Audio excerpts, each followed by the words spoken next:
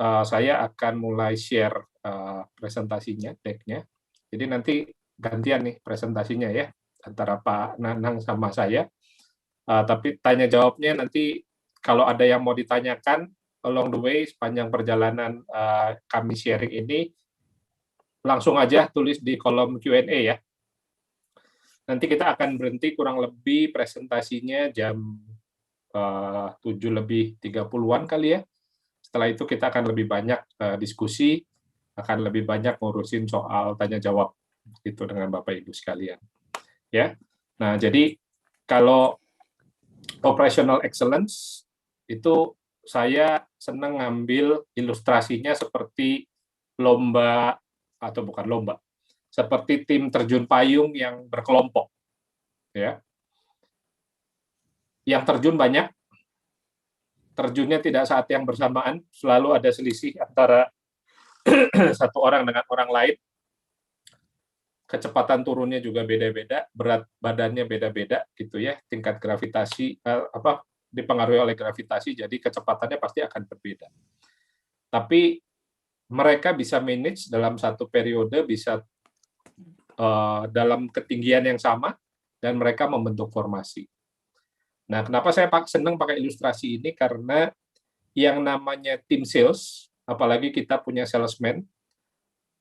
salesman-nya apalagi kalau banyak gitu ya, itu kan nggak ada yang masuknya bersamaan semua. Gitu. Selalu ada yang masuk belakangan, ada yang sudah masuk sejak perusahaan ini didirikan, gitu. Skill-nya juga beda-beda, gitu ya. Kemampuan mereka berbeda-beda, tapi kita tidak bisa hanya rely terhadap performa dari satu orang saja, gitu ya. Tapi kita harus bisa mengandalkan seluruh tim kita.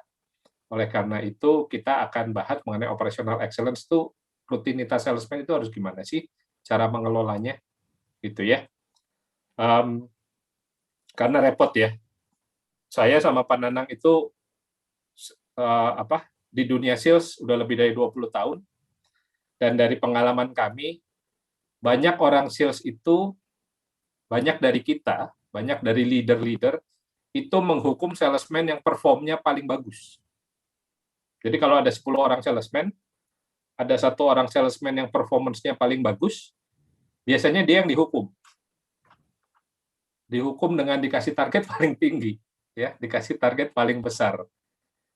Kenapa? Karena kita nggak yakin kalau targetnya dikasih ke orang yang masih baru, nanti kalau nggak capai, cuan saya berkurang dong.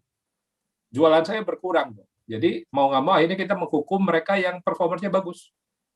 Sementara yang bagus jadinya, ini gimana sih, saya udah paling bagus, gaji beda dikit gitu ya, atau mungkin sama, tapi tanggung jawabnya beda.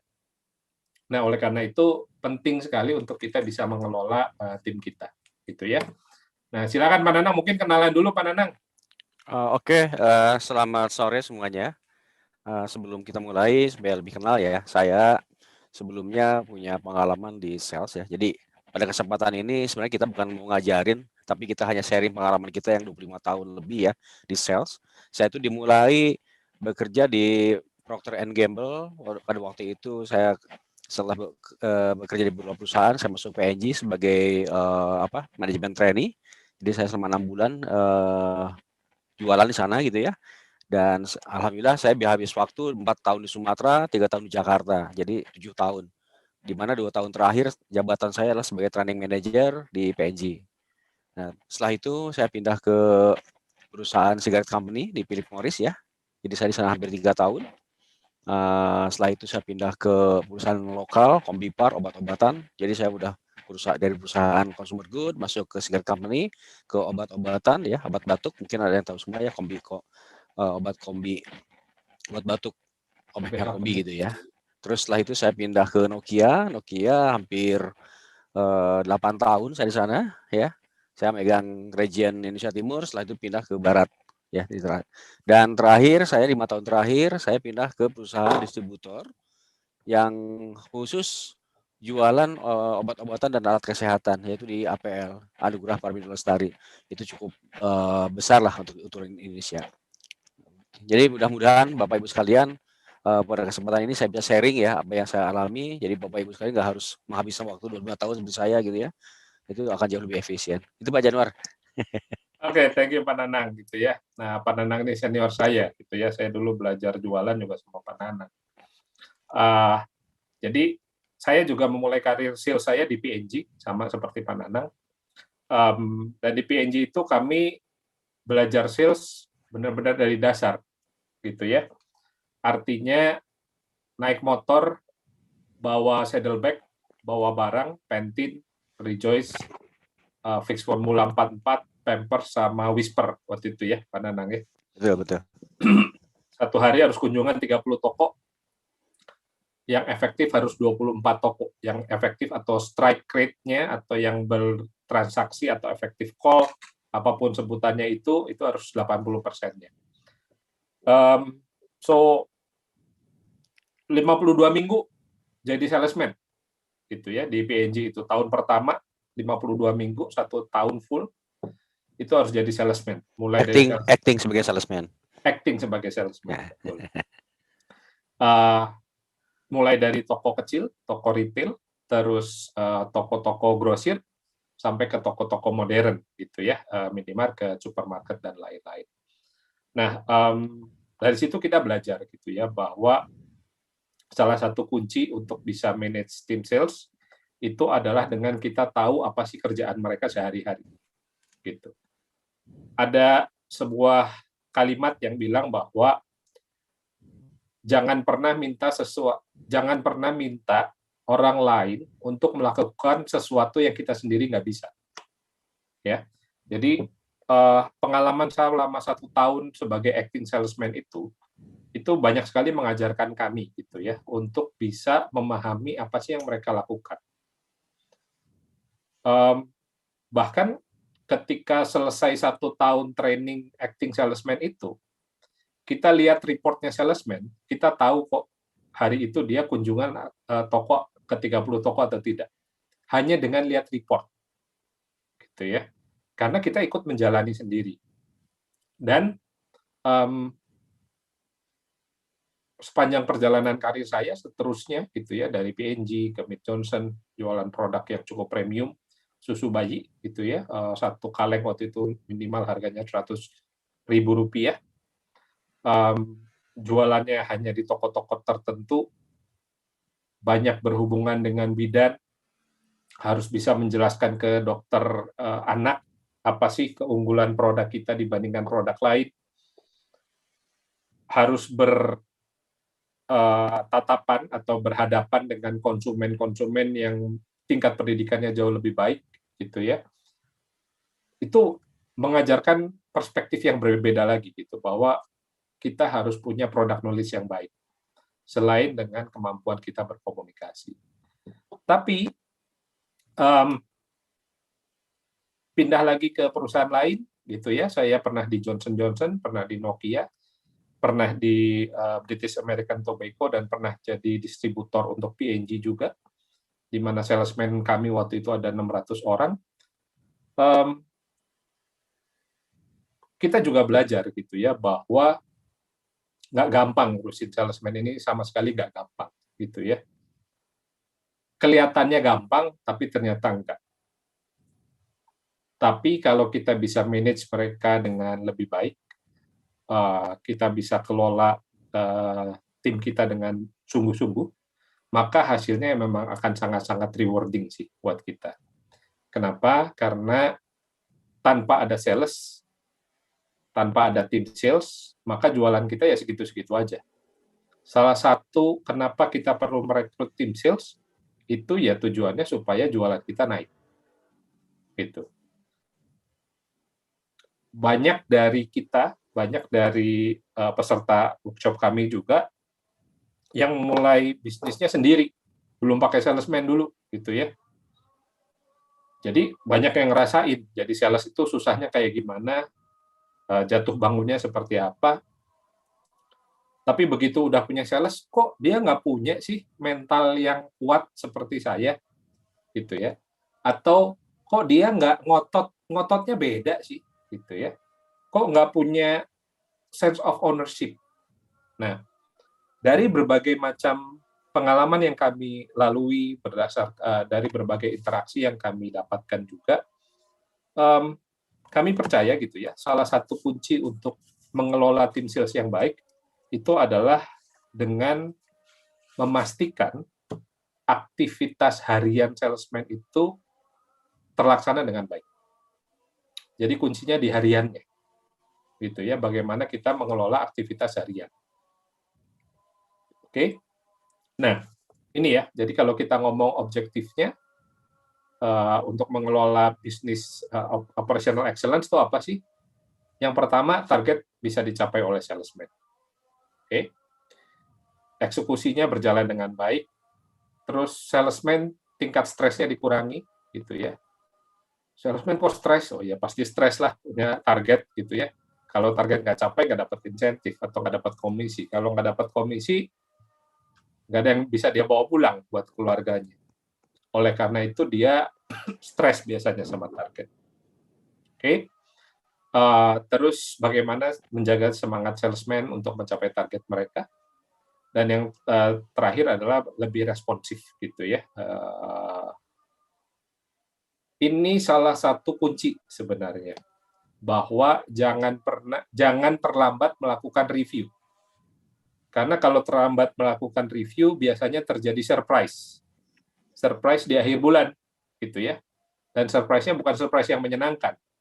Tapi surprise tiba-tiba targetnya nggak masuk. Oleh karena itu penting sekali untuk kita bisa mengelola, mereview performance tim kita dan melihatnya secara harian maupun mingguan. Oke. Nah, ini sales cycle gitu ya untuk sales team. Ada yang namanya sales planning, mulai dari planning, terus ada eksekusi, review dan juga perbaikan atau disebutnya plan, do, check dan action. PDCA gitu. Dan ini akan berlangsung terus-menerus. Jadi pengalaman kami ketika acting salesman itu kerjaan kita dimulai bukan pagi hari ketika kita mau berjualan, tapi sore atau malam sebelumnya, di mana kita sudah harus mempersiapkan besok saya rutenya kemana, toko pertama nama tokonya apa, di jalan apa, berapa lama waktu yang harus diperlukan dari perjalanan dari kantor sampai ke toko pertama. Oleh karena itu saya harus tahu besok pagi paling lambat saya dari kantor harus berangkat jam berapa. Diurutkan sampai toko terakhir, gitu ya. Namanya toko apa, target per tokonya berapa rupiah, target distribusi apa yang mau kita masukkan, produk apa yang mau kita jual ke dalam toko-toko tersebut. Terus berikutnya adalah proses ke eksekusinya. Ya, bagaimana kita menjalankan toko demi toko 1 sampai ke 30.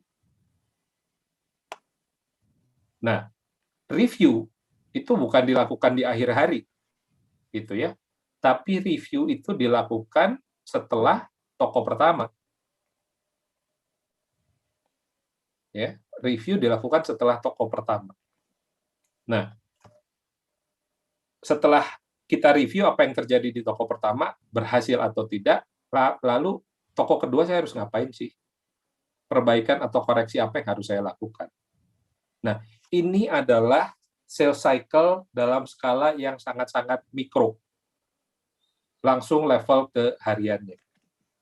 Tentunya, ketika kita menggabungkan 2 orang salesman, lalu salesman menjadi lebih banyak lagi, terus terkumpul menjadi seorang supervisor, supervisor satu dan supervisor lain menjadi satu branch misalkan, itu akan terakumulasi sampai ke level pusat, ke level nasional. Tapi cycle-nya sama. Ya. Nah, kalau ngomong target selalu arahnya dari atas ke bawah atau top down, gitu ya. Dimulai dari apa sih yang mau dikejar sama perusahaan, terus apa sih yang menjadi strategi dan target kita, strategi dan target divisi mungkin gitu ya, sampai ke level salesman. Jadi arah target itu dari atas ke bawah. Oke. Nah, ketika planning, gitu ya, ketika planning, ini kita ngomong soal, ini udah dimasuk ke skala yang lebih besar, gitu ya. Ketika kita ngomong soal planning, target ya dihitung dari target tahunan. Kalau misalkan ada gap atau selisih, maka harus dilakukan adjustment. Contoh, target kita 1 tahun 120 juta. Berarti sebulan kurang lebih sekitar 10 juta, gitu ya.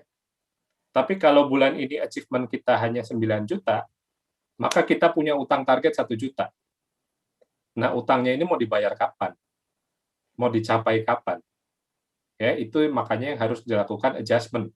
Targetnya bisa di-adjust dari sisa bulan yang tersisa. Apakah 1 jutanya mau dibagi rata ke 11 bulan sisa, atau mau kita habiskan langsung di bulan ini, atau di kuartal ini, atau di semester ini.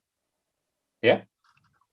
Nah, ketika kita melakukan adjustment, ya tentunya nggak bisa langsung main ditambahin aja, gitu ya.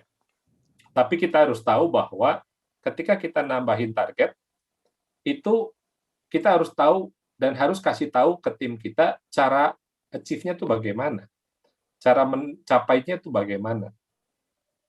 Oke. Satu hal yang menurut saya harus dikerjakan pertama kali adalah lihat dulu skill tim kita. Ya, lihat dulu capability mereka. Capability-nya ada di mana? Jangan-jangan itu yang menjadi kendala. Jadi, capability dulu yang harus kita perbaiki. Setelah itu baru kita pikirkan, oh bisa nggak ya cari pelanggan baru untuk dapetin target ini? Bisa nggak ya kita nambahin, tadinya cuma jual 2 item per toko, sekarang kita pengen naikin basket size. Jadi 4 atau 5 line item per tokonya. Ya. Atau kita perlu bikin program untuk mencapai menutupi kekurangan target kita. Nah, ini harus kita pikirkan juga. Jadi bukan artinya ketika udah ada utang terus langsung dikasih gitu aja kepada tim kita. Nah, khusus di masa new normal gitu ya, atau masa pandemi saat ini, kita harus perhatikan, ini ada sedikit catatan buat kita semua gitu ya. Kalau kita mau adjust target, itu bukan hanya adjust, tentunya biasanya lebih ke arah adjust naik gitu ya. Contohnya kalau di tahun kemarin, produk-produk vitamin, terus alat perlindungan diri, baik dari sisi masker dan lain-lain, itu targetnya harus naik otomatis. Kenapa? Karena marketnya membesar, kuenya membesar. Kalau kuenya sudah membesar, maka kita harus bisa dapat porsi kue tersebut.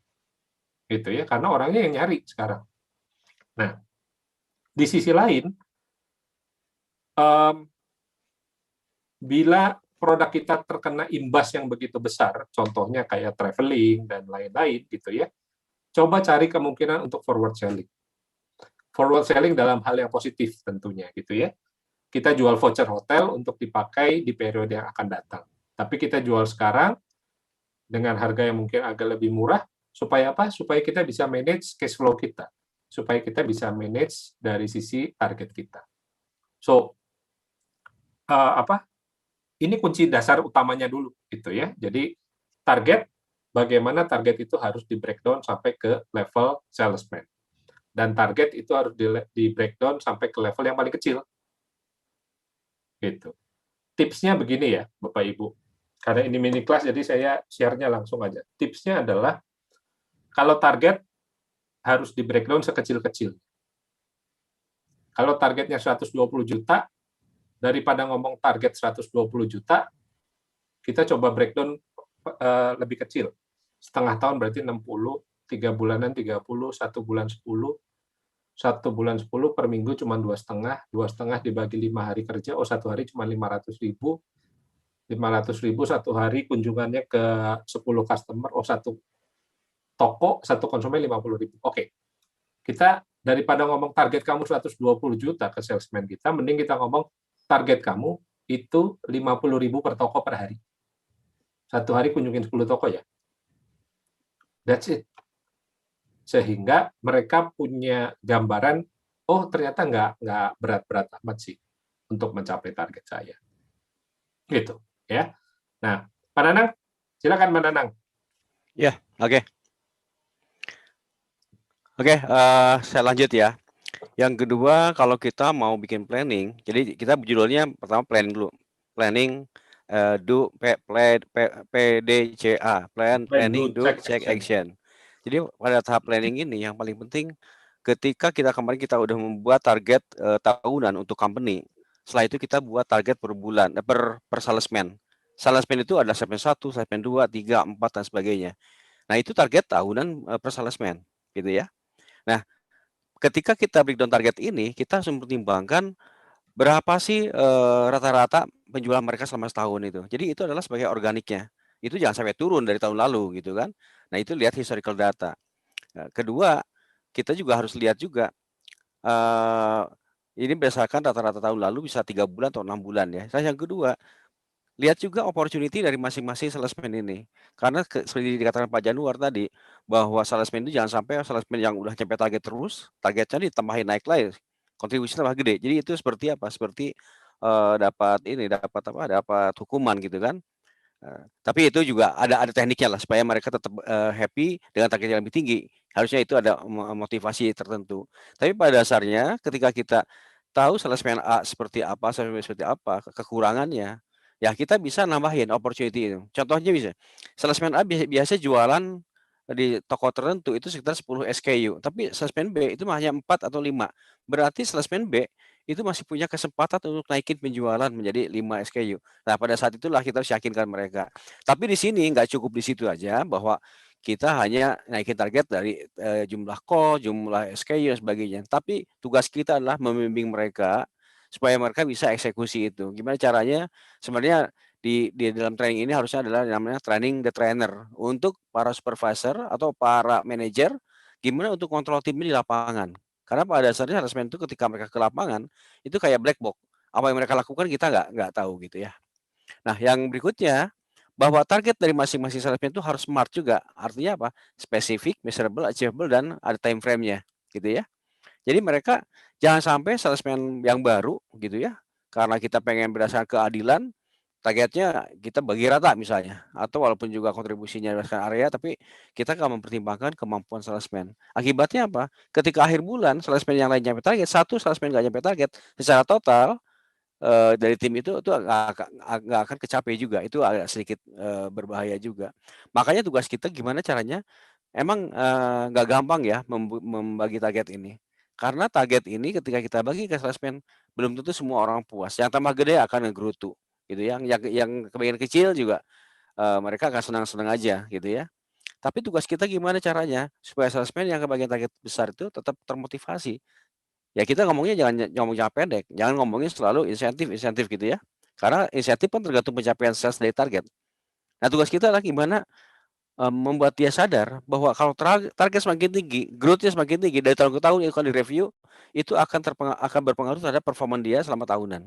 Sehingga kenaikan gaji akan lebih tinggi, peluang untuk berkarir lebih bagus. Nah, itu yang harus kita tanamkan ke mereka. Dan yang berikutnya ke beberapa tim salesman senior, kita pun juga jangan sungkan-sungkan untuk memberikan tugas-tugas tambahan. Mereka akan senang. Karena itu adalah sebagai salah satu latihan mereka untuk peluang mereka untuk naik ke jenjang lebih tinggi gitu. Oke, Pak Januar, next, Pak. Nah, kalau kita udah breakdown target per salesman ini ya, yang paling penting gimana supaya salesman itu bisa menerima baik, dibutuhkan field supervisor yang memiliki leadership. Artinya punya kewibawaan, ya. Artinya jangan sampai bikin target semua diprotes. Itu nggak bakal selesai-selesai gitu kan. Ya, artinya dia punya kewibawaan. Ketika dia nyampe target, timnya juga ya istilahnya bukan nerima dengan diam ya. Tetap bisa kritis, tapi tetap aja ketika keputusan dia diputuskan supervisor, dia akan berada di belakang salesman itu untuk support sampai target itu, gitu kan. Nah, yang paling penting supaya supervisor itu bisa dihargai oleh anak buahnya, mereka harus punya apa? Data yang akurat, jangan ngaco datanya. Kalau datanya ngaco, diprotes, "Pak, nggak segini penjualan saya." Itu udah rusak lah kepercayaan dari tim, gitu ya. Kita juga akan lihat data demografi per area, lihat juga potensi area dan sebagainya. Makanya itu harus sebelum target itu diselesaikan, mereka harus punya data yang lengkap dulu, gitu kan. Ada alasan-alasan yang jelas, gitu ya. Nah, berikutnya kita pun jangan sampai tajam ke bawah, tumpul ke atas gitu ya. Artinya gini, sama-sama nuntut, kamu harus capai target, gitu kan. Tetapi kita nggak berani membuat usulan ke atasan kita atau ke owner gitu ya. Pengennya apa? Pengennya salesman aja berjuang. Nah, tugas kita adalah gimana? Menjembatani sebagai seorang manajer supaya timnya juga bahagia, ke atas juga kita menjembatani bahwa ini ada usulan untuk program supaya mereka capai target. Yang berikutnya kita juga harus jangan lupa seorang manajer, seorang supervisor, tugasnya adalah di lapangan bukan hanya di kantor, gitu ya. Field supervisor, field manager. Jadi adalah jenderal lapangan. Jadi mereka jangan sungkan-sungkan ke lapangan sering ketemu dengan tim, mengetahui apa yang terjadi dan nggak tahu datanya hanya katanya. Kalau katanya kan, Pak tadi ada laporan seperti ini, itu katanya. Tetapi dia harus dapat informasi pertama langsung dari customer. Itu akan jauh lebih akurat. Boleh katanya itu hanya sebagai referensi gitu kan. Dan yang paling penting kita juga harus lihat bahasa tubuh mereka gitu ya. Ketika kita training, kita nggak sembarangan training. Dalam training itu kita harus melihat posisi dia sekarang, ya, tugasnya ngapain, ada gap nggak? Gapnya beda-beda tiap orang, makanya dibutuhkan ya training yang customize. Yang training itu bukan hanya training classroom ya, classroom hanya salah satu aja. Jadi kalau kita lihat training itu hanya classroom hanya 20%, sisanya di lapangan. Itu yang karena salesman itu bukan hanya knowledge, tetapi kita harus merubah knowledge dia, merubah skill dia, dan yang paling penting adalah merubah behavior mereka. Itu 3 hal yang harus kita lakukan. Oke, Pak Januar, next Pak. Nah, Bapak Ibu sekalian, kalau kita lihat monthly target itu kan didapatkan dari building block yang udah kita bangun sebelumnya ya. Sementara target by customer itu berdasarkan rata-rata kontribusi sebelumnya plus opportunity. Nah, berikutnya lagi, Pak, kapan sih seorang customer kita akan dikunjungi 2 minggu sekali, sebulan sekali, atau 2 bulan sekali gitu ya? Itu tergantung dari potensi customer.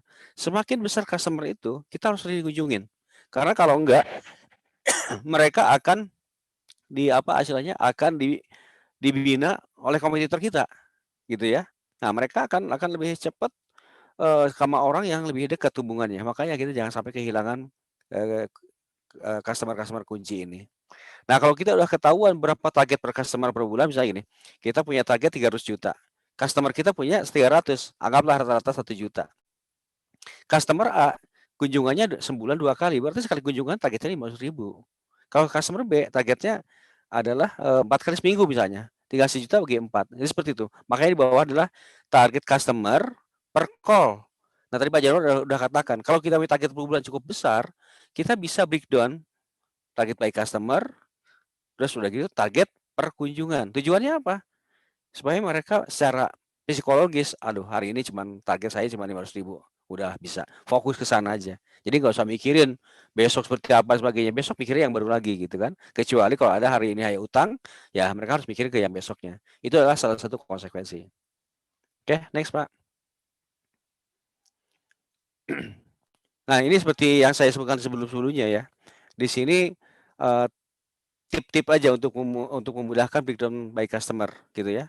Jadi kita harus punya historical data by customer. Makanya jangan lupa sekarang udah dengan punya tim IT ya, database itu harus cukup kuat sekali gitu kan. Nah, yang kedua tentukan jumlah kunjungan per customer, jumlah kunjungan per hari gitu ya. Itu tergantung internal perusahaan karena setiap industri beda-beda. Kayak contoh misalnya, waktu saya di perusahaan consumer good itu sehari itu target 25 kunjungan, efektif minimum 20 gitu ya. Nah, tapi ketika masuk ke perusahaan sigaret, targetnya 40, capai harus 30, harus ada transaksi. Tapi kalau ke perusahaan minuman lain lagi, minuman itu bisa 60 pada waktu itu ya. 60 kunjungan. Jadi kadang-kadang mereka ya beda-beda tantangannya gitu kan. Tapi yang paling penting di sini kita harus membuat klasifikasi ABC gitu ya. Artinya yang kontribusi 70%, 20%, 10%. Itu yang 70% itu harus dikunjungi lebih sering dibanding yang kelas B dan kelas C ya gitu. Ini adalah tip-tip aja. Oke, next Pak. Nah, tadi kan udah ngomongin planning. Nah, yang kedua kita ngomongin eksekusi. Gimana eksekusi ini? Eksekusi itu setiap salesman mereka akan melaksanakan tugasnya dengan detail kalau udah ada SOP di perusahaan, udah ada, prosedur, udah ada guidance. Kalau setiap salesman dibebasin, ya kita nggak tahu mana yang ngikutin, mana yang enggak. Nah, dalam eksekusi ada 3 hal, yaitu persiapan pagi hari, kunjungan ke pelanggan, dan sore hari review harian. Itu adalah, eksekusi. Nah, di sini ada review, kenapa review masuk eksekusi? Karena ini bagian dari harian, dari activity. Oke? Nah, di eksekusi, oke, lanjut Pak Januar, lanjut. Nah, seperti yang tadi dikatakan bahwa dalam keadaan new normal ini, ya, kunjungan fisik itu pasti udah mulai dibatasin. Mau nggak mau kita harus memanfaatkan teknologi, ya, memanfaatkan medsos dan sebagainya. Nah, sekarang sih hampir semua perusahaan-perusahaan distribusi sudah menggunakan pasti pakai pakai pakai iPad gitu ya, atau pakai teknologi yang pakai handphone. Mereka bisa di tracking jualannya berapa, transaksinya apa aja, dia posisi di mana dan sebagainya, gitu ya. Dan kita pun juga nggak perlu, kalau zaman dulu kan ketika salesman ke lapangan saya bilang seperti black box, kita nggak tahu mereka di mana. Tapi sekarang kita bisa tahu mereka posisi di mana, mereka jualannya jarak jauh atau memang di lokasi, bisa lebih jelas. Nah, ketika dengan situasi seperti ini, hal-hal seperti itu harus dimanfaatkan dengan detail. Karena dulu kan hal-hal seperti itu hanya sebagai aksesorisnya tambahan aja gitu kan. Tapi sekarang itu sudah merupakan suatu kewajiban. Karena pada dasarnya kita nggak mungkin tim kita ketemu face to face secara langsung ya.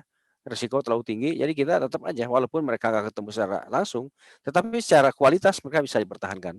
Itu fungsinya dari dengan virtual atau menggunakan dengan teknologi ya. Oke, next Pak Januar.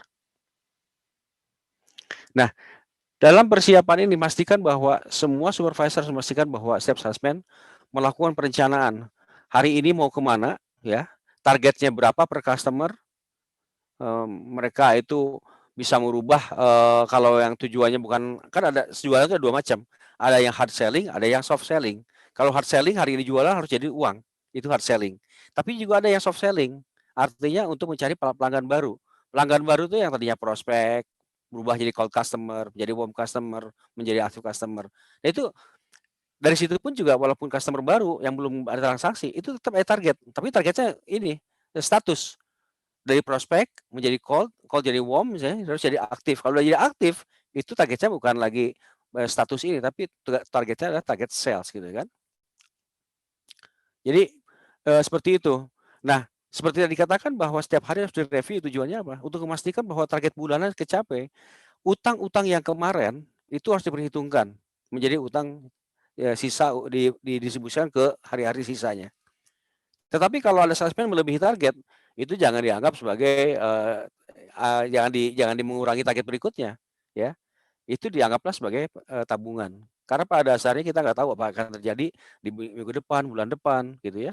Kadang-kala minggu pertama, kedua bagus, ketiga, keempatnya moncrot gitu ya. Itu yang harus kita perhatikan. Nah, yang paling penting pastikan semua salesman kita dipersenjatai dengan program, dengan brosur, dengan bahan presentasi, sampel produk dan sebagainya. Itu untuk memastikan bahwa mereka ternyata nggak sendirian, mereka disupport oleh perusahaan, oleh atasannya, gitu ya. Oke, Pak. Jadi di eksekusi tahap 1 adalah persiapan. Nah, nanti setelah itu kita akan masuk ke tahap di lapangan. Ketika masuk di lapangan, itu ada yang namanya 6 langkah dari kunjungan. Nah, mungkin Bapak Ibu sekalian kenapa 6 langkah? Pada dasarnya setiap perusahaan beda-beda, tapi saya katakan bahwa kita mau 6 langkah, mau 12 langkah, mau 9 langkah, intinya sama, ya. Intinya sama. Bedanya lebih detail sama nggak detail aja. Tapi tujuan dari kunjungan itu nggak ada yang lain. Itu hanya mencapai target sales. Tapi target sales itu bukan hanya target rupiahnya aja, gitu ya. Kalau target rupiahnya aja gampang, gitu ya. Tetapi gimana dia nyampe target? Dia gimana cara jumlah yang terjual, SKU-nya. Dia jualan misalnya target 100.000, nyampe 120.000. Berapa SKU? 1 item. Itu gampang, karena produknya laku aja. Tugas mereka adalah gimana cara membuat variasi, karena pada dasarnya kita nggak mau hidup hanya dari salah satu produk aja. Nah, dalam 6 tahap ini, itu saya bagi dalam 6 kategori ini. Satu adalah konfirmasi target. Jadi pada dasarnya internalisasi. Yang kedua adalah mereka gimana caranya membuka hati seseorang. Ketika ketemu, orang itu kan ketika pertama kali ketemu kan belum tentu terbuka hatinya. Kita belum tahu orang itu dalam keadaan lagi susah, lagi marah, hatinya beda-beda. Tugas kita adalah membangun hubungan baik, yang kedua itu. Nah, yang ketiga, itu udah mulai bahwa kita mulai ngomongin bisnis. Gina ngomongin status, bisnis progress, opportunity apa, itu udah mulai. Kalau yang tahap keduanya lolos. Kalau tahap keduanya pembukaannya masih belum terbuka hatinya, kita jangan ngomong-ngomong langsung ke bisnis. Jadi gitu ya Bapak Ibu sekalian ya. Jadi tugasnya satu, yang pertama itu review target. Review target dilakukan bukan di depan customer, tetapi sebelum masuk customer. Tugasnya apa? Supaya orang itu sadar bahwa setiap eksekusi itu harus dengan planning yang kuat. Jadi mereka sebelum masuk customer, saya masuk ke customer A, targetnya adalah 1 juta, harus jual 5 SKU misalnya. Itu jangan lupa, gitu ya. Nah, setelah itu yang tahap berikutnya adalah presentasi produk, closing. Tujuannya apa? Supaya mereka capai target. Nah, yang terakhir adalah review ya. Di sini ada tahap sebelum review mereka ada tahapan istilahnya membangun hubungan baik supaya mereka kapan kembali lagi karena tujuan transaksi ini bukan hanya sekali, kita kan berulang-ulang, gitu ya. Jadi pada dasarnya 6 langkah ini tujuannya hanya itu aja. Nah, yang paling penting dari tahap ini adalah penjualan. Tetapi penjualan itu nggak akan terjadi kalau kita nggak didukung oleh langkah pertama, yaitu review target dengan review target, dan terakhir adalah review hasil. Itu harus nyambung. Misalnya gini, ketika saya targetnya 1 juta, ketika kita presentasi ke customer ngomongin 1 juta, customer nggak setuju, dia cuma 500.000, tugas kita ngapain? Kita jangan langsung, oh iya terima kasih, nggak begitu. Salesman kita harus dididik. Ingat target lu berapa? 1 juta. Ya sebelumnya 1 juta jangan keluar gitu kan. Terus apa? Ngomongin target yang lain, ada produk yang belum dibeli. Nah, di sini pada tahap closing itu, salesman tugasnya adalah memastikan sebelum mereka pamitan. Gitu kan? Nah, di sini adalah saya bilang untuk membedakan antara operasi sama otopsi. Kalau operasi itu seseorang dilakukan pembedahan, tapi setelah itu apa? Untuk menyembuhkan orang yang bersangkutan. Karena di sini belum closing, belum mati gitu kan. Tetapi kalau di review di tahap akhir yang langkah ke-6 itu review setelah pamitan ke customer. Bu, Bapak terima kasih. Saya akan datang minggu depan gitu ya. Setelah itu review. Target 1 juta, 500.000. Nggak mungkin kembali lagi kan? Kok jauh ya targetnya gitu kan? Ya itu otopsi. Otopsi itu apa? Kita akan memperbaiki ke langkah-langkah berikutnya. Langkah yang barusan yang di toko itu, ya udah gagal, nggak masalah. Tetapi kita akan untuk pasien-pasien berikutnya, kita akan perbaiki. Jadi itu Bapak Ibu sekalian, yang paling penting di sini ada 3 hal, review target, closing ya, untuk memastikan target sampai, terakhir adalah review untuk perbaikan di toko berikutnya. Kalau hal-hal lain itu adalah hubungan manusia seperti biasa. Sebelum kita melakukan ketemu ngomongin bisnis, kita harus ketok-ketok dulu kan, ketok hatinya supaya mereka cair dulu, terbuka dulu. Nanti ini sebenarnya adalah 6 hal ini adalah hal yang sifatnya alami, orang jual seperti apa gitu kan. Tetapi kita harus didukung dengan rencana. Toko ini kemarin gimana orangnya, seperti apa. Terus ketika ngomongin status, berapa sih utangnya, gimana bisnisnya, kita harus tahu data-data itu gitu kan. Yang lain-lain adalah seperti itu. Oke, Pak Januar, next nanti untuk tanya jawab aja. Nah, pertanyaan prosedur eksekusi dari setiap perusahaan yang akan berbeda-beda. Itu tergantung apa? Tergantung jenis industrinya. Apakah consumer good, fast moving produk ya. Kalau itu kan harian, itu beda. Beda lagi dengan high tech. Orang jualan pesawat terbang, orang jualan senjata. Itu reviewnya kan bukan harian, nggak mungkin harian gitu ya. Nah, eksekusi juga kita review nggak bisa. Tergantung tipe pelanggan. Pelanggannya tipe konsumen, direct konsumen, retail, atau B2B. Gitu. Kalau B2B, seminggu aja belum tentu ada transaksi. Kita masih ngomongin perubahan dari prospek menjadi cold customer itu perlu proses. Itu yang namanya B2B. Gitu kan. Nah, yang ketiga tergantung kompleksitas dari produk. Ya. Produk itu semakin high tech, perlu presentasi berkali-kali, perlu berhubungan sama orang yang berbeda-beda, itu akan lain lagi. Cycle call itu beda-beda, gitu ya. Nah, yang paling penting di sini juga yang membedakan kita harus ada supporting sales tool, gitu ya. Jadi kalau kita punya iPad gitu ya, atau punya didukung dengan IT gitu, itu akan lebih gampang melakukan review dibanding dengan manual gitu ya. Oke, Pak Januar, itu yang sama eksekusi. Nah, yang terakhir tadi kan udah plan ya, perencanaan udah, eksekusi udah, tadi yang eksekusi yang 6 call itu. Yang terakhir adalah review. Kenapa harus review? Kita tuh memastikan review yang udah dilakukan harian per customer, kalau lolos per customer, kita at least nggak masalah setengah hari kita review. Ya, ketika setengah hari review, target saya 1,5 juta. Tengah hari baru nyampe 500.000 pas makan siang gitu kan. Udah nggak masalah. Sehingga setelah makan siang kita akan ngebut, mungkin kita fokus ke toko-toko yang key customer. Karena kita nggak mungkin semua nggak nyampe target gitu ya. Kunjungan masih banyak, sementara juga target yang gede-gede harus sampai target sales harus masuk. Yaitu merubah strategi gitu kan. Itu tujuannya review. Nah, seperti dikatakan tadi Pak Januar bahwa target datangnya dari atas ke bawah. Tetapi kalau hasil itu tugas dikumpulin dari bawah ke atas. Yang bekerja di sini yang menghasilkan penjualan itu bukan supervisor, bukan manajer, tetapi salesman, gitu ya. Salesman kapan? Salesman ketika kunjungan di toko. Makanya yang namanya excellent operasional, seorang supervisor harus memastikan ketika customer salesman di toko, mereka harus melakukan eksekusi dengan benar. Jangan sampai masuk ke toko, Bapak Ibu ada order, misalnya gitu ya. Ketika wah hari Minggu ini cukup, terima kasih, nggak seperti itu. Tugas kita walaupun memang stoknya banyak, ada masalah. Kita datangin, kita harus coba hubungan baik dan sebagainya. Tapi dengan ngobrol-ngobrol seperti itu, kita akan tahu apakah semua produk udah lengkap apa belum. Dari yang punya produk kita misalnya punya 10 SKU misalnya contoh ya. Apakah udah ada 10-nya belum? Kalau belum ya kita presentasi di situ, tambahin 1 2. Karena kita setiap ada istilahnya kunjungan itu membutuhkan biaya. Jangan sampai mereka keluar nggak dapat pencapaian apapun gitu ya.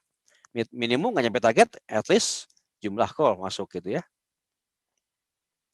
Oke, lanjut ya Pak Januar. Nah, yang terakhir ya, itu udah dari PDCA yang checking itu adalah tujuannya review. Kita memastikan bahwa review setelah dilakukan di setiap customer, kita harus review di sore hari. Itu dengan siapa? Dengan atasannya masing-masing. At least ketika mereka sebelum ketemu dengan atasan, mereka harus sudah mempersiapkan berapa target hari ini, berapa pencapaian, kenapa nggak nyampe. Itu harus ada yang namanya pertanyaan seperti itu, kenapa nggak nyampe, apa yang harus dilakukan berikutnya untuk perbaikan. Itu mereka harus bisa jawab pertanyaan-pertanyaan itu ke atasannya gitu ya. Nah yang paling penting, review ini harus dimulai dari tahap awal. Malah kalau orang zaman dulu zaman perang Amerika tuh ada yang namanya preemptive action. Artinya orang sebelum kejadian udah diantisipasi, itu akan lebih bagus. Tapi at least di sini ketika mereka udah harian ada masalah, mereka harus cepat serang supaya itu nggak terjadi, nggak numpuk utangnya gitu ya. Maka saya bilang tadi katakan antara B2B dengan consumer itu kan akan berbeda gitu kan. Itu tergantung rentang waktunya. Oke. Nah, Bapak Ibu sekalian di sini saya akan bandingin aja ya ketika mereka melakukan analisa performance itu mau harian, mau bulanan, mau mingguan adalah proses seperti ini. Yang sebelah kiri adalah target harian per pelanggan, target harian pelanggan 2 dan sebagainya. Sehingga pada saat itu target harian pelanggan ke 10 total berapa target hariannya. Gitu ya. Sementara sebelah kanan adalah pencapaiannya. Tugas mereka adalah apa? Ketika mereka jualan di customer 1, mereka harus bandingin antara pencapaian customer 1 dengan target. Seimbang apa enggak? Kalau nggak seimbang, ke toko berikutnya akan ada adjustment. Itu tujuannya. Masuk ke customer 2. Customer 2 ada selisih apa enggak? Mudah-mudahan udah bisa ketutup yang selisih yang pelanggan 1. Kalau pelanggan 1 ada gap, ada selisih kurang, pelanggan 2 ada gap juga, itu utangnya tambah gede. Pelanggan ketiga tambah gede dan sebagainya. Kenapa seperti itu? Tujuannya apa? Supaya orang bekerja dengan konsisten. Jangan sampai kerjanya istilahnya apa? Dengan cara seledak-seluduk gitu ya. Tapi mereka tahu bahwa dia udah sampai di mana pencapaian sekarang, mereka harus ngapain aja fokusnya. Ini supaya mereka bisa setiap saat berubah targetnya. Jadi Bapak Ibu sekalian seperti itu ya. Salah satu cara menganalisa performance. Nanti kalau untuk lebih detailnya kita akan ada tanya jawab ya, supaya kita bisa lebih detail lagi. Oke, seperti saya katakan tadi ya bahwa closing review itu dilakukan setiap sore hari dan dipimpin oleh supervisor. Tetapi saya katakan bahwa review ini tergantung dari apa? Dari bisnisnya seperti apa, tergantung dari industrinya, B2B atau retail gitu ya. Itu seperti itu ya. Mudah-mudahan apa yang saya jelasin bisa bisa bertambah ya. Nanti setelah kita ada tanya jawab. Pak Januar, silakan Pak Januar. Ya, terima kasih Pak Nanang. Jadi catatannya ya memang kunci masalah salesman itu cuma ada 3 biasanya gitu ya. Kalau nggak knowledge, skill, itu attitude ya Pak Nanang ya. Jadi kalau misalkan ada gap antara target dan achievement, dicek. Masalahnya ada di knowledge, di skill, atau di attitude. Kalau pengalaman kami, yang namanya knowledge sama skill itu bisa di-upgrade. Gitu ya. Bisa knowledge soal produk, soal bisnis proses, cara berjualan. Tapi yang memang agak repot itu adalah attitude, gitu ya. Attitude itu yang memang menjadi PR kita bersama. Nah, memang nggak ada obatnya sih kalau attitude ini, gitu ya. Kita kadang banyak melakukan intervensi, melakukan perbaikan insentif dan lain-lain, tapi balik lagi attitude itu akan kembali ke orangnya masing-masing. So, kita langsung ke tanya jawab aja ya. Ya. Ada pertanyaan dari Pak Yemin. Di Pak atau Mbak, maaf ya. Coach, izin tanya, barang yang dijual merek terkenal di masyarakat, harga produk 300 juta sampai 5M. Wah, ini premium nih ya, berarti ya. Dan customer rata-rata mencari yang lebih murah, sehingga sering terjadi lost deal. Gimana strategi menjual produk? Saya boleh jawab dulu ya, Pak Nanang ya? Silakan, Pak Nanang. Oke, yang paling pertama tentunya harus punya business leads gitu ya, customer leads yang banyak dulu gitu. Nah, yang namanya pertama itu dulu gitu ya. Jadi kita harus punya target sasaran, customer-nya itu siapa dulu. Itu yang harus kita punya. Bank namanya harus punya, bank prospeknya harus punya. Itu yang pertama gitu ya. Yang kedua, yang namanya produk pasti akan selalu dibanding-bandingkan gitu. Apalagi produk ini semakin mahal, ya. Kalau mahal dan ini berhubungan dengan industri atau B2B, maka pasti akan langsung di-compare antara satu dengan yang lain. Gitu. Nah, yang pertama yang harus kita pastikan adalah salesman kita paham, tim sales kita paham, apa sih yang dia jual secara product knowledge. Dan apa yang menjadi keunggulan produk kita sehingga harga kita lebih mahal. Karena saya orang yang percaya bahwa setiap produk itu ada harganya. Setiap service atau pelayanan itu juga ada harganya. Nah, tugas kita adalah memastikan salesman kita atau tim sales kita itu bisa menyampaikan value yang kita jual. Jadi bukan hanya produknya saja, tapi benefitnya apa sih yang kalau didapat ketika bisa beli ke kita. Gitu. Simple. Sama-sama ada orang nawarin produknya misalkan sama gitu ya, even brandnya sama, satu Mercedes E-Class gitu. Yang satu jualnya 1,5M, yang satu jual 800 juta. Mau nggak mau, saya pasti akan langsung curiga sama orang yang jual 800 juta ini, kok bisa jualnya begitu murah gitu ya. Curiga dulu yang ada.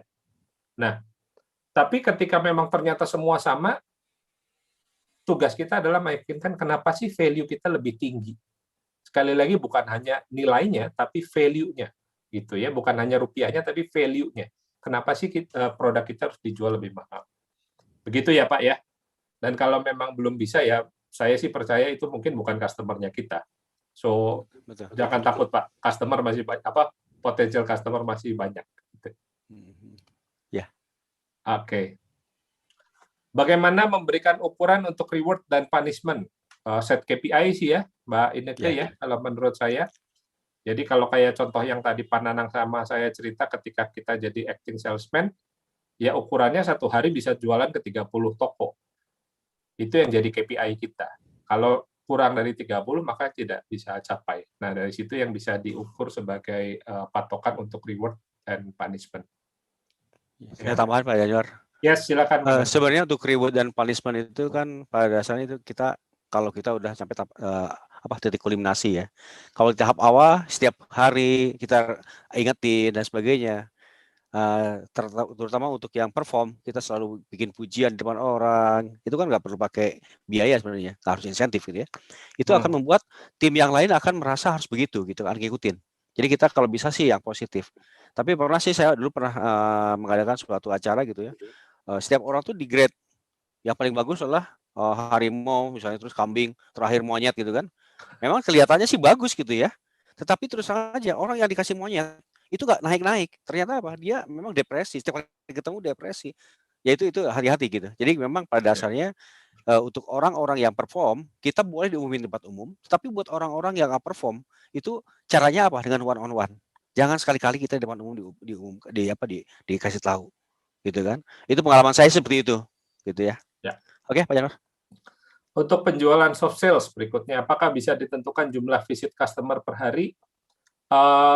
Bisa aja, tapi mungkin bukan jualannya yang kita ukur hariannya gitu ya, tapi berapa yang misalkan dari cold ke warm gitu ya, warm ke hot leads, berapa yang hari ini meeting, itu jadi prosesnya yang diukur hariannya ya, Mbak Ivon ya, untuk model soft sales atau B2B. Pertanyaan berikutnya, sales yang dianggap tidak perform, tidak capai target, kebanyakan proyek mendapat referensi dari pimpinan, apakah fair jika sudah hampir 5 tahun, tapi mau diminta supaya dia resign gitu ya? Ya. Oke. Masalah perform nggak perform memang harus dilihat dulu sih. Apa sih yang menjadi KPI utamanya dia, gitu. Kalau dia dapat banyak proyek daripada atasan, dari pimpinan, toh buktinya, ini saya tidak membela siapa-siapa ya, tapi yang saya tangkap adalah kalau dia dapat referensi tapi dia bisa follow up dan dia bisa close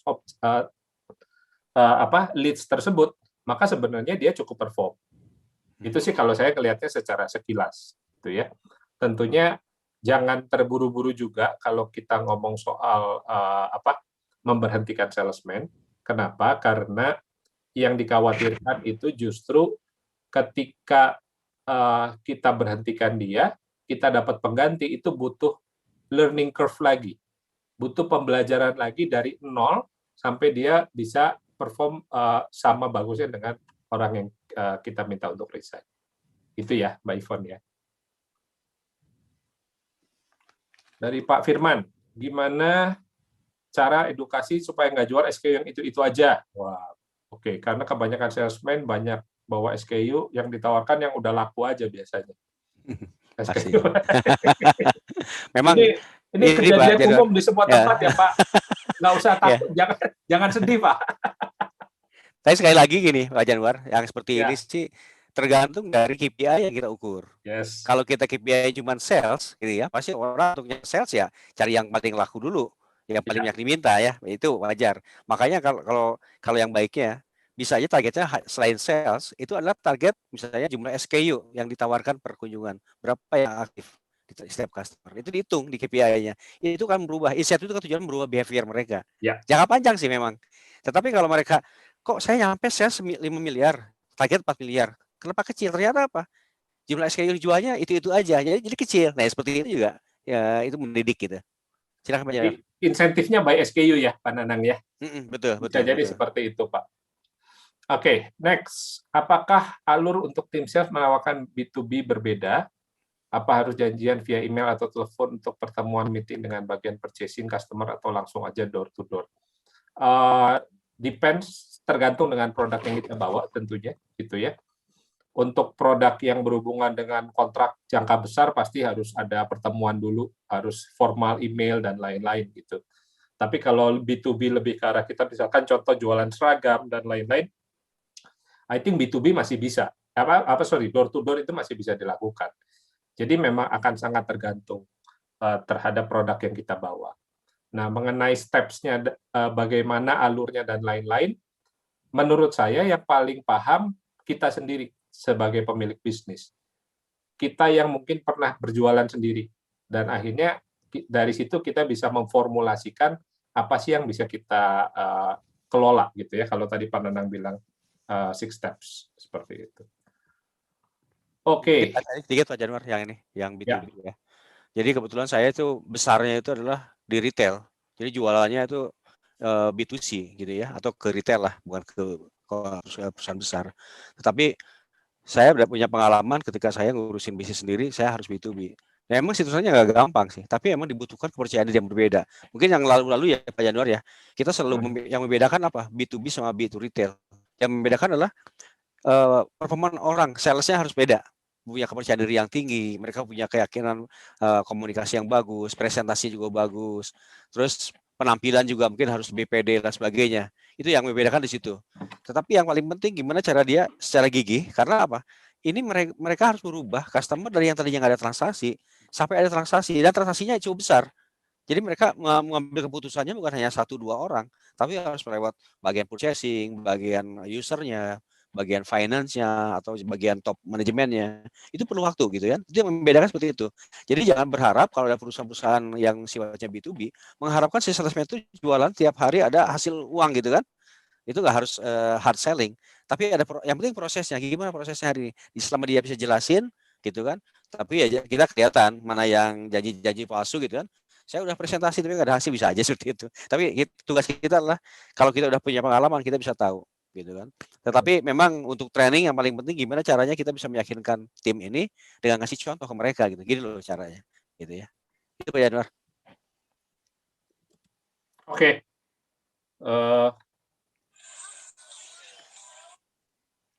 Pertanyaan selanjutnya dari Mas Agung Edi Wijayanto. Dia MT Sales Supervisor FMCG, penetrasi apa? Selain penetrasi produk, seberapa pentingkah pengaruh brand awareness plus habit dan minat beli konsumen? Bagaimana jika upaya melakukan upaya penetrasi ke end user dengan event khusus untuk meningkatkan brand awareness dan habit tentunya harus berjalan beriringan ya kalau menurut saya sih. Gitu. Jadi tugas sales itu adalah mendekatkan produk ke konsumen. Tapi tugas marketing itu adalah bikin brand awareness. Brand awareness adalah mendekatkan konsumen ke produk kita. Gitu ya. Jadi bedanya jelas ya. Orang sales itu mendekatkan produk ke konsumen. Orang marketing mendekatkan konsumen, narik ke arah produk kita. Jadi idealnya dua-duanya jalan bersamaan supaya ketemu di tengah. Gitu. Tapi kalau FMCG sih harusnya kuat lah marketingnya sih harusnya. Ya. Ada toko 45, ada outlet kurang efektif, susah untuk selling. Sudah berapa kali visit edukasi consumer promo, trade promo, sampai hubungan baik. Case-nya karena harga jauh dari luaran. Bagaimana action-nya? Oke, kalau harga jauh dari luaran, produknya sama, mungkin saya nggak tahu ini Bapak sebagai apa ya, sebagai distributor atau sebagai prinsipal gitu. Tapi kalau dari hal ini saya melihatnya kan kurang lebih sebagai distributor atau sebagai freelancer gitu ya. Kalau kita sebagai distributor lebih enak Pak, gitu ya, karena kita punya wewenang resmi yang ditunjuk dari prinsipal. Sehingga kalau misalkan ada selisih harga, biasanya satu hal yang kita bisa lakukan adalah melakukan pendekatan bahwa bikin promo yang mengikat sepanjang 2 atau 3 bulan. Gitu. Kalau dia ngambil dari luar, ya boleh aja. Tapi dia tidak akan kita berikan insentif kepada kita. Kita tidak bisa berikan insentif kepada dia. Gitu. Jadi contohnya gini Pak, rokok ya, mungkin Pak Nanang sama saya pernah sama-sama jualan rokok, mereknya beda. Rokok itu salah satu keuntungan terbesar dari toko adalah ketika naik harga. Setahun 2 kali biasanya naik harga ya, Pak Nanang ya. Betul. Lebaran sama akhir tahun gitu ya. Nah, mereka dapat cuan atau dapat untungnya paling gede di sana. Nah, yang kita lakukan, perusahaan rokok lakukan adalah kita lihat pengambilan sepanjang 13 minggu terakhir, transaksi 13 minggu terakhir atau 3 bulan terakhir. Semakin besar ngambilnya, maka dia dapat kesempatan last bite paling besar. Nah, ini mau nggak mau memaksa dia untuk beli secara loyal ke kita. Karena kalau rokok kan beli dari luar dari mana aja bisa aja dapat yang murah. Tapi dia nggak bisa dapat promo-promo khusus yang kita berikan. Mungkin seperti itu ya. So, sorry, mohon maaf, ini ada keterbatasan waktu, so mungkin tinggal satu pertanyaan terakhir. Pak Nanang, silakan Pak Nanang, mau yang mana nih yang kita jawab dulu, Pak Nanang? Nah, Bu Iren yang aja berikutnya kali ya, coba. yang nanya duluan kali ya, Pak Iya, Nanang? iya, yang berikutnya, Pak. Betul. Bu Iren bertanya, malam, kami bergerak di distribusi gas LPG Pertamina. Jadi kompetitor semua menjual produk yang sama. Trik selling untuk jenis usaha seperti ini karena sudah terlalu lama terjebak price war. Oke. Dan bagaimana menentukan target salesman yang tepat untuk jenis usaha distribusi yang seperti ini. Tadi mungkin yang saya contohkan barusan bisa dipakai ya, Bu Iren, itu ya. Jadi kita kaitkan dengan misalkan untuk kenaikan harga, untuk last bite dan lain-lain. Terus kita bisa bikin promo jangka panjang yang tidak bisa mereka ukur dalam bentuk uang, tapi kita ukur dalam bentuk insentif trip, misalkan. Ya sekarang sih mungkin agak susah gitu ya. Tapi hal-hal seperti itu yang mereka tidak dipakai untuk mereka membuang harga. Itu yang mungkin cara itu yang bisa kita pakai. Terus yang berikutnya, mau nggak mau memang harus cari customer lebih banyak, gitu ya. Ini gamenya game distribusi. Satu pintu ditutup, harus cari pintu yang lain. Seperti itu sih, Bu Iren, dari saya. Tambahan aja Pak Januar. Ya. Sih, yang saya rasakan yang namanya penjualan gas itu yang overlapping area sih itu biasa ya. Dan biasanya saya juga dapat tawaran bermacam-macam. Ada yang harganya miring, ada yang sampai pengiriman. Tetapi intinya satu, saya sekarang ini hanya menentukan satu customer yang service paling bagus. Salah satunya apa? Dulu saya orderan misalnya order bulanan sebagainya. Tapi sekarang ordernya bisa nyicil. Tetapi saya fokus ke apa? Ke distributor yang melakukan penjualan open 24 jam. Itu kita bisa kapan aja. Itu dan biasanya itu orang akan menjadi tambah loyal. Itu mungkin kita nggak bisa main harga ya. Kalau main harga itu kan udah menjadi produk komoditi ya. Itu akan ya dengan margin yang tipis kita nggak mungkin kita buang semua. Mau nggak mau kita mainnya apa di service. Gitu ya. Mungkin itu. Oke, thank you Kevin. Silakan Kevin. Oh ya, sorry. Terakhir Bapak Ibu, atas nama pribadi Pak Nanang dan saya juga mohon maaf kalau dalam penyampaian tadi ada kata-kata yang tidak sesuai buat Bapak Ibu gitu ya. Nanti gini yang belum terjawab sih mudah-mudahan nanti akan saya jawab ya lewat itu aja. Lewat WA ya Pak Januar ya sebagian. Nggak ada yang ini beda kan. Oh beda ya. Oh iya beda lagi ya.